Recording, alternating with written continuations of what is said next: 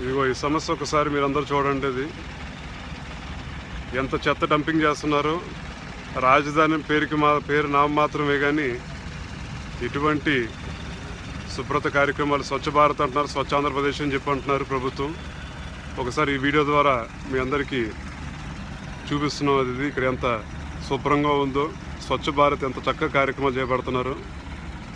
దయచేసి ఈ వీడియో మీరు అందరూ షేర్ చేసి విజయవాడ నగరంలో ఎంత దుస్థితి ఉందో కూడా, విజయవాడ సెంట్రల్ కాన్స్టిట్యున్సీలో ఇంచుమించు ఈ ప్రాంతం 1,00,000 మంది పైన ఉంటున్నారు. ఈ 1,00,000 మంది పైన ఎంత ఇబ్బంది పడుతున్నారో ఒకసారి మీ అందరికీ చెప్దామని చెప్పని ఈ వీడియో తీయడం జరిగింది. ఇదే చెత్త మధ్యలో కూడా ఇల్లు కట్టిస్తున్నారు. ఈ ఇల్లు కట్టించడం కూడా ఎంత వెరైటీగా ఉందో మీరు ఒకసారి చూడండి. పక్కన మధ్యలో చెత్త డంపింగు, అదే మధ్యలో ఇల్లు కట్టించుకోవటం. మరి ప్రభుత్వం ఎంత చిత్తశుద్ధితో పనిచేస్తుందో కూడా మీ అందరూ ఒకసారి గమనించమని కోరుతున్నాను.